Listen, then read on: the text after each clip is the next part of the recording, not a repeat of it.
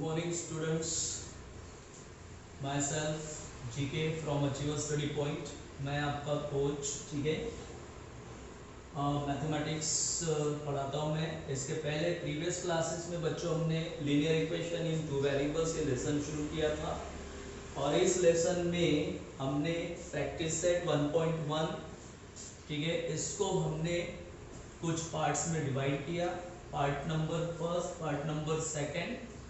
और आज हम जो पढ़ने वाले हैं वो बहुत ही इंटरेस्टिंग और बहुत ही स्कोरिंग टॉपिक है, ठीक है।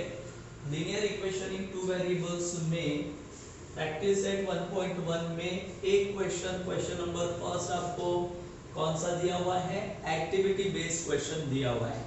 जैसे कि मैंने आपको इसके पहले समझाकर बताया था पेपर पैटर्न डिस्कस करते समय कि भाई एक्टिविटी बेस्ड क्वेश्चन जो है वो बहुत ही स्कोरिंग होते हैं। स्कोरिंग इसलिए होते हैं क्योंकि 50% जो पोर्शन है वो तो आपको, ठीक है, ऑलरेडी दिया रहता है और आपको 50% के एफर्ट्स लगाने पड़ते हैं। एक्टिविटी बेस्ड क्वेश्चन जो है वो आपको इस टाइप से दिया रहेगा जो कि आपको बोर्ड पर दिख रहा है। तो भाई आपको जो बोर्ड पर मैंने एक्टिविटी बेस्ड क्वेश्चन लिखा है, ठीक है, बिल्कुल इसी टाइप से आपको एक्टिविटी बेस्ड क्वेश्चंस पूछे जाएंगे और ये जो आपको बॉक्सेस दिख रहे हैं इन बॉक्सेस को ही आपको सिर्फ फिलअप करना है और बाकी जो टर्म्स है उन टर्म्स को आपको एज इट इज ही रखना है। क्लियर है? यानी आपको बोर्ड में, ठीक है, एग्जामिनेशन में जब एक्टिविटी बेस्ड क्वेश्चन पूछे जाएंगे वो एक्टिविटी बेस्ड क्वेश्चन इस टाइप से रहेंगे। क्लियर है?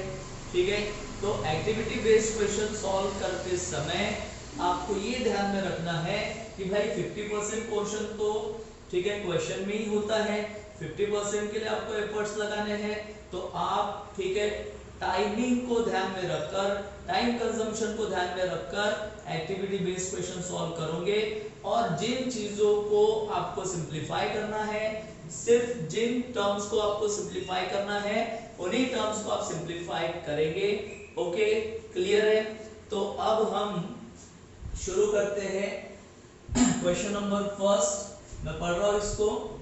कंप्लीट द फॉलोइंग एक्टिविटी, ठीक है, complete the following activity to solve the simultaneous equation. यानी ये जो साइमल्टेनियस इक्वेशंस आपको दिए हैं उनको सॉल्व करने के लिए आपको इस एक्टिविटी को कंप्लीट करना है, फिल करना है। Okay, clear?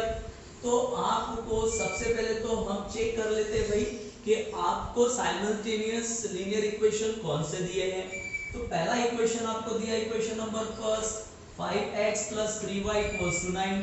सेकंड आपको दिया है 2x - 3y = 12। ओके, ठीक है। इसके पहले हमने करीब 3 से 4 प्रॉब्लम्स, ठीक है, हमने डिस्कस किए हैं। मैंने उसमें आपको ये समझाया था कि जब भी आप लीनियर इक्वेशंस को सॉल्व करोगे तो आपको सबसे पहले ये चेक करना है कि उन लीनियर इक्वेशंस में आइडेंटिकल टर्म्स कौन से हैं। आइडेंटिकल टर्म्स यानी सेम टर्म्स, ठीक है। आइडेंटिकल टर्म्स इसका मतलब सेम टर्म्स होते हैं। तो आइडेंटिकल टर्म्स देखो भाई कौन से हैं, यहाँ पर 3y है, -3y है। ओके, अच्छा, ये अगर आइडेंटिकल टर्म्स है और इनके सामने देखो प्लस का साइन है और माइनस का साइन है, ठीक है, यानी अगर एक के सामने प्लस है, एक के आगे माइनस है, तो ये दोनों आइडेंटिकल टर्म डायरेक्ट क्या होते हैं, कैंसिल होते हैं। और अगर ये आइडेंटिकल टर्म्स कैंसिल होते हैं तो हम इन इक्वेशंस को क्या करेंगे, ऐड करेंगे। इसके पहले मैंने आपको ये सभी चीजें समझाकर बता दी थी प्रीवियस क्लासेस में। ओके, अब हम सिर्फ और सिर्फ उन्हीं स्टेप्स पर फोकस करेंगे, ठीक है, जो जरूरी है। ओके, क्लियर है? आगे बढ़ रहा हूं मैं। Let's add equation first and second. यानी आपको इक्वेशन फर्स्ट और सेकंड को क्या करना है भाई, ऐड करना है, ठीक है। ओके, क्लियर है? अगर मुझे इक्वेशन फर्स्ट और सेकंड को ऐड करना है तो मैं इक्वेशन फर्स्ट और सेकंड को एक के नीचे एक लिख लूंगा। तो हम सिर्फ इसके लिए रफ वर्क करते हैं। ओके, क्लियर है? तो ये इक्वेशन मैंने लिखा है यहाँ पर 5x + 3y = 9। सेकंड इक्वेशन है 2x - 3y = 12 और दोनों को जब हम ऐड करेंगे भाई तो ऐड करते समय साइन तो चेंज नहीं होते, इसलिए हम डायरेक्ट इनको कैंसिल कर देंगे। 3y कैंसिल हो जाएगा, plus 3y minus 3y cut हो जाएगा, और 5x plus 2x that is क्या आएगा भाई 7x आएगा। ओके, देन 9 प्लस 12 कितना हो जाएगा 21 हो जाएगा। देन हम x 7 को ट्रांसफर करेंगे, है ना, 7 को आपको ट्रांसफर करना पड़ेगा। 7 और x के बीच में रिलेशन कौन सा है, मल्टीप्लाई का रिलेशन है, तो मल्टीप्लाई इधर जाकर क्या बनेगा भाई डिवाइड, डिवाइड यानी 21 के नीचे डिनोमिनेटर में लिखना पड़ेगा, नीचे लिखेंगे हम, और हम फिर इसको कैंसिल कर देंगे।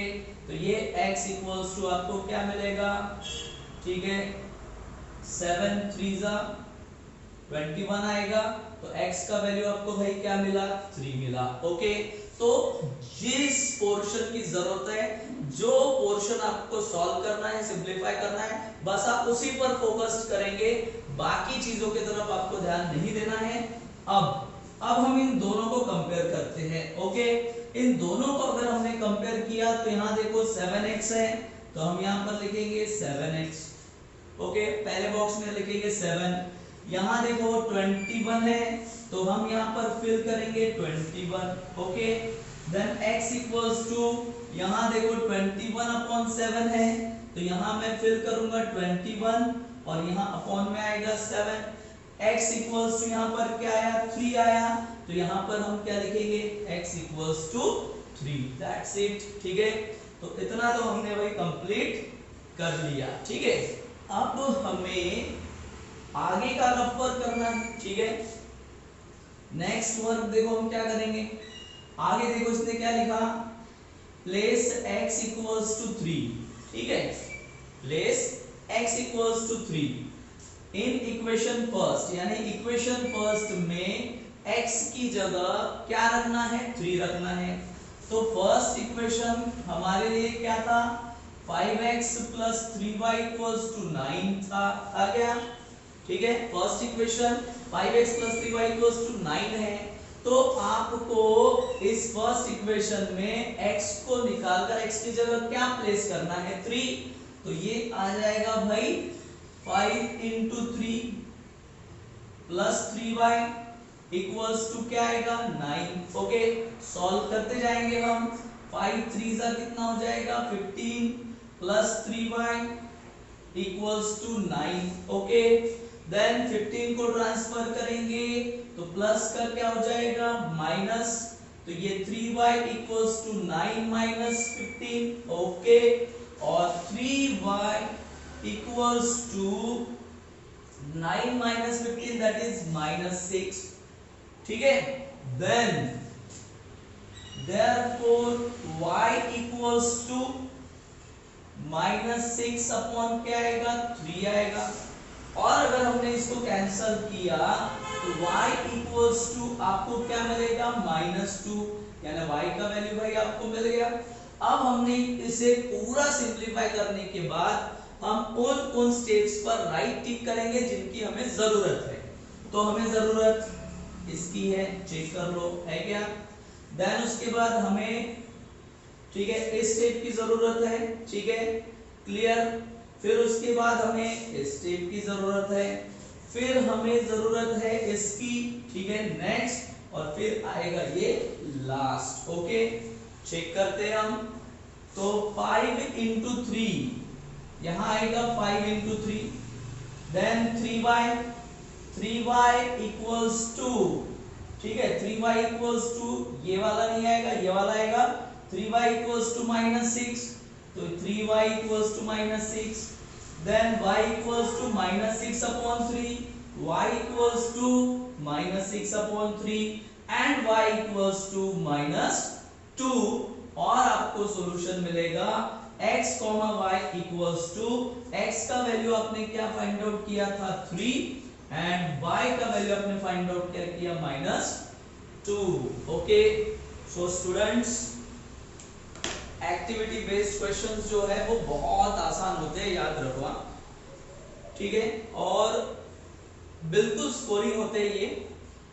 पेपर पैटर्न के हिसाब से अगर हम देखें तो एक्टिविटी बेस्ड क्वेश्चन ये टोटल 7 मार्क्स के लिए पूछे जाते हैं भाई।